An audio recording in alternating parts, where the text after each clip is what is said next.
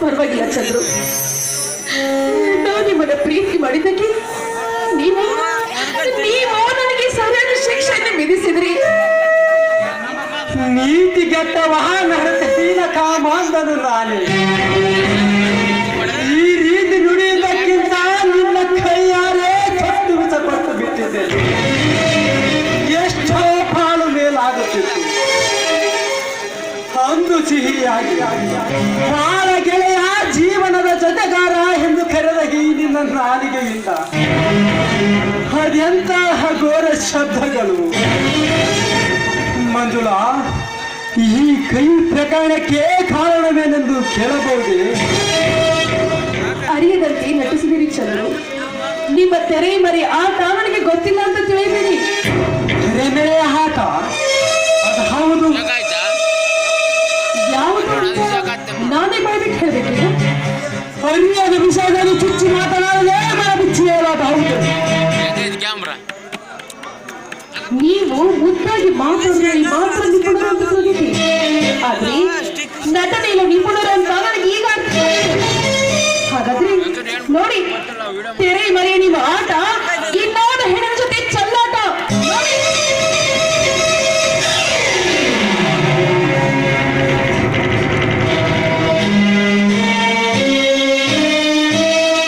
ಇದು ಮೋಸ,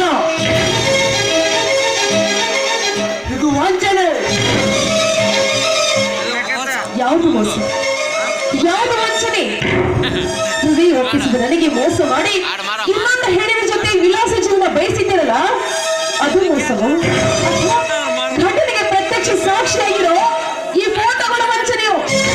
ಚಂದ್ರು, ಮಂಜುಳ, ಈ ಫೋಟೋದಲ್ಲಿರುವವರಿಗೂ ನನಗೂ ಯಾವುದೇ ರೀತಿಯ ಸಂಬಂಧ. ಮೇಲಾಗಿ ನಾನು ಇವರನ್ನು ನೋಡಿದ ಜ್ಞಾಪಕವೇ ನನಗಾಗುವುದು. ಇದು ಮೋಸವೇ ಸರಿ ಮಂಜುಳ, ಇದು ಮೋಸವೇ. ಚಂದ್ರು, ಅಂಗೈ ಹುಣ್ಣಿಗೆ ಕನ್ನಡಿ ಹಿಡಿದು ನೋಡಿ ಎಂಬಂತಾಯ್ತು ಈ ನಿಮ್ಮ ಮಾತಿನ ಅರ್ಥ. ಈಗ ನೀವು ಈ ಫೋಟೋದಲ್ಲಿರೋದು ನಾನಲ್ಲ, ನನಗಾಗದವರ ಈ ರೀತಿ ವಂಚನೆ ಮಾಡಿದ್ದಾರೆ ಅಂತ ಹೇಳಿದ್ರು. ನಿಜ ಮಂಜುಳ, ನೀನು ಹೇಳುವುದೆಲ್ಲ ಅಕ್ಷರ ಸಹ ಸತ್ಯ. ನನಗಾಗದವರು ಯಾರೋ ನನಗೆ ಮಾಡಿರುವ ಅನ್ಯಾಯವಿದೆ. ಸಾಕು ಚಂದ್ರು, ಈ ನಿಮ್ಮ ಕಪಟ ವ್ಯಕ್ತಿಗೆ ಕರಗದಷ್ಟೋ ಕಲ್ಲಾಗಿ ಹೋಗಿದೆ ನನ್ನ ಮನಸ್ಸು. ನಾಡುವ ನುಡಿಗಳು ಕಪಟ ನುಡಿಗಳು. ನನ್ನ ಹೃದಯ ಗದ್ದಿಗೆ ಮೇಲೆ ಪವಡಿಸಿರುವ ನನ್ನ ಹೃದಯ ದೇವತೆಯಾದ ನಿನಗೆ ನಾನು ವಂಚಿಸುವನೆ ಅಸಾಧ್ಯ. ನನ್ನ ದೇಹದ ರಕ್ತದ ಕಣಕಣವು ಮಂಜುಳೆಯ ದಿವ್ಯ ಪ್ರೇಮದ ರಾಗವನ್ನೇ ಹಾಡುತ್ತಾರೆ. ನನ್ನನ್ನು ನಂಬು ಮಂಜುಳ, ನಾನು ವಂಚಕನಲ್ಲ, ದುರೈಯಲ್ಲ, ನಿಮ್ಮ ಪ್ರೇಮದ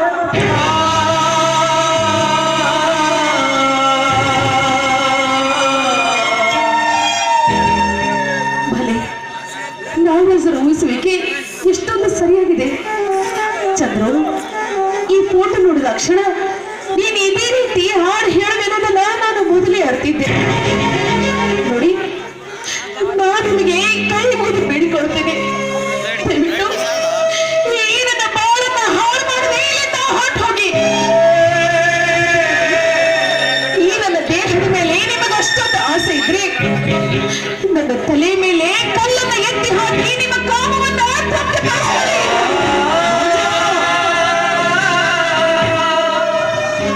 ನಿನ್ನ ಪಾಲಿಗೆ ಸತ್ತ ಎಣವನ್ನು ತಿನ್ನುವ ಬೇಸರ ಗಟ್ಟೆ ಅಂತಾಗಿ ಬಿಟ್ಟಿದ್ದೇನೆ. ಚಾಡಿ ನುಡಿಗಳ ಕೇಳಿದ ನೊಂದ ನಿನ್ನ ಚುಚ್ಚು ನುಡಿ ಉಚ್ಚತ್ತ ಕರಿನಾಗರ ಕಚ್ಚುವಿಕೆಗಿಂತ ಹೆಚ್ಚಾಗಿ ನನ್ನನ್ನು ಚುಚ್ಚುತ್ತಿದೆ. ಹೇಳಿಲ್ಲಿ ಅಗ್ನಿಗಾರಿ ಪ್ರಾಣ ಕಳೆದುಕೊಳ್ಳಬಲ್ಲೆ, ಅಗ್ನಿಗಾರಿ ಪ್ರಾಣ ಕಳೆದುಕೊಳ್ಳಬಲ್ಲೆ. ಆದರೆ ಈ ನಿನ್ನ ಪ್ರೀತಿಯನ್ನು ಕಳೆದುಕೊಳ್ಳಲು ಸರ್ವತಾ ಸಿದ್ಧನಿಲ್ಲ.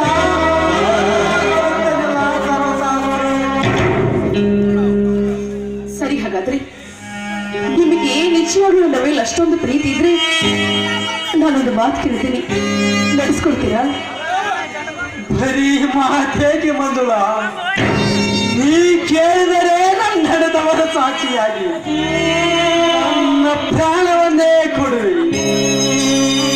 ಹೇಳು, ಅದಾವ ದೇವರ ಬಲಿಯಾಗಬೇಕೆಂದು.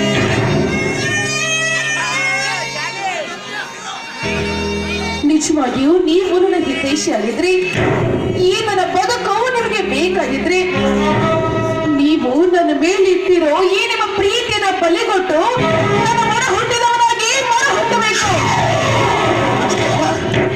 ರಾತ್ರಿ ಬಂದರ ಸಾರು ರಾತ್ರಿನ ಕಟ್ಟಿಸ್ಕೊಳ್ಳೋದಕ್ಕೆ ಈ ನಿಮ್ಮ ಕೈಯನ್ನ ಮುಂದೆ ನೋಡಬೇಕು.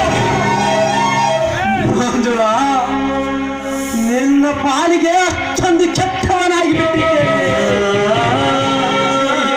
ಕಟುವಚನ ಕೊಟ್ಟು ಎಂದು ಕೇಳಲು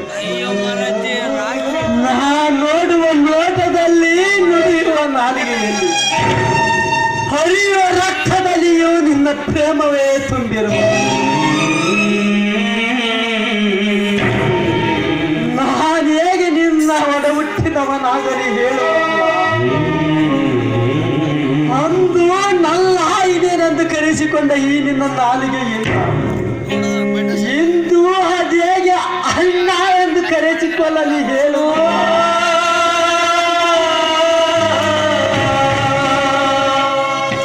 ನಿನ್ನ ಪ್ರೀತಿಯ ಗಾಳಿ ಇಲ್ಲದೆ ಹೇಗೆ ಉಸಿರಾಡ, ನಿನ್ನ ಪ್ರೇಮದ ನೀರಿಲ್ಲದೆ ಹೇಗೆ ಜೀವಿಸಲಿ. ಈ ರೀತಿ ಭಾಷೆ ಕೇಳುವುದಕ್ಕಿಂತ ನಿನ್ನ ಕೈಯಾರೆ ಕೊಟ್ಟು ವಿಷ ಕೊಟ್ಟು ಬಿಟ್ಟಿದ್ದರೆ ಸಕ್ಕರೆ ಕುಡಿದು ಬಿಡುತ್ತಿದ್ದೆ.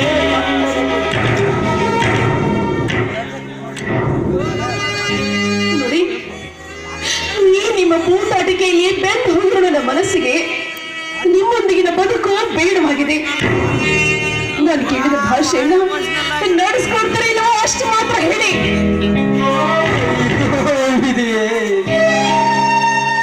ಎಂಥ ಪರಿಸ್ಥಿತಿಯನ್ನು ತಂದಿದ್ದೀರಿ. ಈ ಭಾಷೆಯ ಸಂಕೋಲೆಯಿಂದ ಹೇಗೆ ಪಾರಾಗಿದೆ. ಇಂಥದ್ದೇ ಭಾಷೆಗಾಗಿ ರಾಮವನವಾದ ಪರಶುರಾಮ ತನ್ನ ತಾಯಿಯ ಕತ್ತನ್ನೇ ಆಗಲಿ ಕೊಟ್ಟ ಭಾಷೆ ಬಿಟ್ಟು ಬಾಳದಂತೆ ತಪ್ಪಲಾರಿ. ಇಂದು ನನ್ನ ಪ್ರೇಮವನ್ನು ಬಲಿಗೊಟ್ಟು ನಿನ್ನ ರಾಖಿಯನ್ನು ಕಟ್ಟಿಸಲು ಕೈ ಚಾಚಿ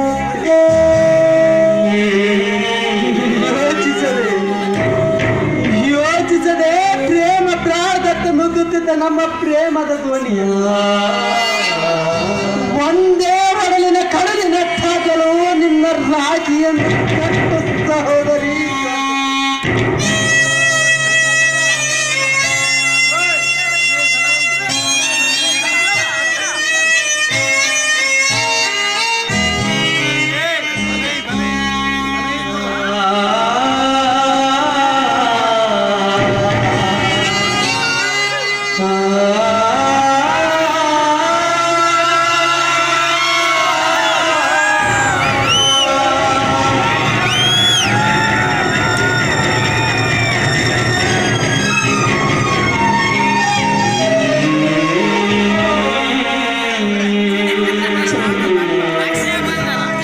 ಇನ್ನೆಂದಿಗೂ ಪ್ರೇಮಿಯಂತೆ ನನ್ನೊಂದಿಗೆ ಮಾತನಾಡಿಸಬಾರದು. ಇನ್ನೇನಂತೆ ನಿಮ್ಮ ಮುಖವನ್ನು ನನಗೆ ತೋರಿಸಬಾರದು. ವಿರೂಪಾಕ್ಷೇಶ್ವರ ಸಾಕ್ಷಿಯಾಗಿ ಇನ್ನೊಮ್ಮೆ ನನ್ನನ್ನು ಮಾತನಾಡಿಸಲಾಗಿದೆ. ಒಂದು ವೇಳೆ ಮಾತನಾಡಿಸುವ ಪ್ರಸಂಗ ಬಂದರೆ ಪ್ರೇಯಸಿಯಾಗಿದ್ದ ನಿನ್ನನ್ನು ನನ್ನ ಸಹೋದರಿ ಎಂದು ಭಾವಿಸಿ ಮಾತನಾಡಿ. ಹಾಗೆ ಇನ್ನೊಮ್ಮೆ ನಿನಗೆ ಈ ಮುಖ ಕೂಡ ತೋರಿಸಲಾಗಿದೆ. ಒಂದು ವೇಳೆ ತೋರಿಸಬೇಕಾದ ಪ್ರಸಂಗವೇನಾದರೂ ಬಂದರೆ ಹಿರಿಯನಾದ ನಾನು ನಿನ್ನ ಅಣ್ಣನಾಗಿ ಮುಖ ತೋರಿಸುವೆ. ರಾಖಿಯನ್ನು ಧರಿಸಿದಂದಿನಿಂದ ನಿನ್ನ ರಕ್ಷಣೆ ಭಾರ ನನ್ನದಾಗಿದೆ.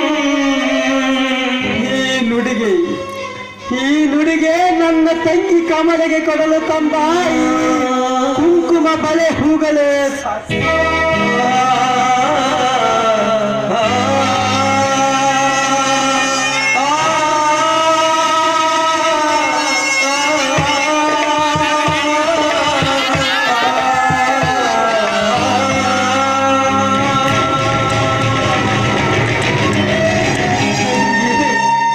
ನಿನ್ನ ಸೌಭಾಗ್ಯ ಹರಿಸಿದರಮ್ಮ.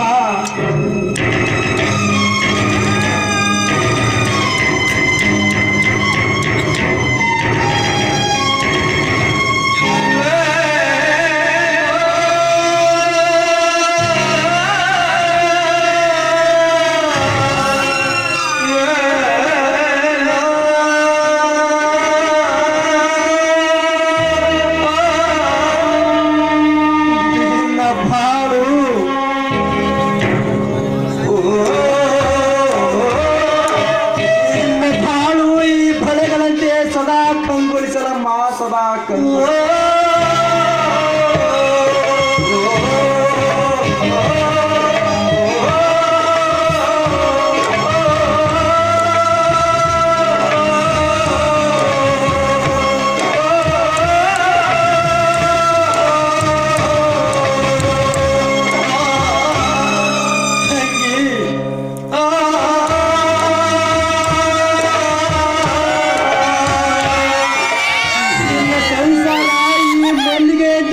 ಸದಾ ಸೌರಭ ಸೂಸುತ್ತಿರಲ್ಲಮ್ಮ, ಸದಾ ಸೌರಭ ಸೂಸುತ್ತಿರ. ತೃಪ್ತಿ ಆಯ್ತು ತಂಗಿ, ತೃಪ್ತಿ ಆಯ್ತು. ಆದರೆ ಈ ದುರ್ದೈವ ಅಣ್ಣನು ಇಲ್ಲಿಂದ ಹೋಗುವ ಮೊದಲು ನಿನಗೊಂದು ಹಿತ ನುಡಿ. ನಮ್ಮ ಸಂಬಂಧವನ್ನೇ ಬದಲಿಸಲು ಕಾರಣನಾದ ನಿನ್ನ ಆಗಿನ ಮತಮ್ಮನ ಬಗ್ಗೆ ಜಾಗೃತವಾಗಿ ನಾಯಿನ ಬಿಡುವೆ.